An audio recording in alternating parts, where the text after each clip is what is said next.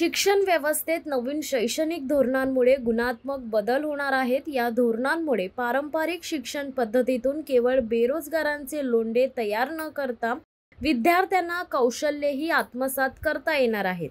शिक्षणातून कौशल्य आत्मसात करेपर्यंत देशाला सक्षम करता येणार नाही।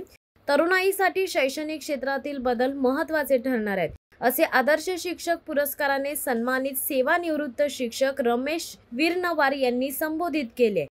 सध्याच्या पूर्व प्राथमिक शिक्षण पद्धतीवर अंकुश ठेवण्यासाठीचा कायदा तयार करण्याचे काम सुरू आहे, असे राज्य शालेय शिक्षण मंडळाने स्पष्ट केले।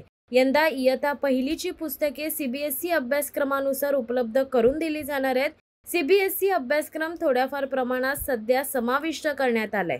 टप्प्याटप्प्याने पुढील बदल करण्यात येतील। या माध्यमातून शाळांची गुणवत्ता तपासली जात आहे। पीएम श्री शाळांच्या धर्तीवर राज्यात पीएम श्री शाळा सुरू करण्यासाठी राज्याच्या मुख्यमंत्र्यांनी अनुकूलता दर्शवली आहे। यात प्रामुख्याने स्थानिक स्वराज्य संस्थांच्या शाळांचा समावेश असणार आहे।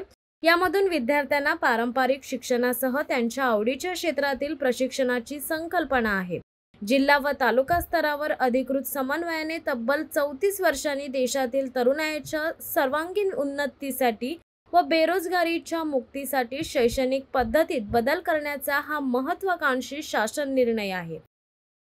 शिवसत्ता टाइम्ससाठी देवेंद्र मोरे, मुंबई। दे धडक बेधडक वृत्त देणाऱ्या आपल्या शिवसत्ता टाइम्स न्यूज चॅनलला लाल बटन दाबून सबस्क्राईब करा आणि बेल आयकॉनला क्लिक करायला विसरू नका।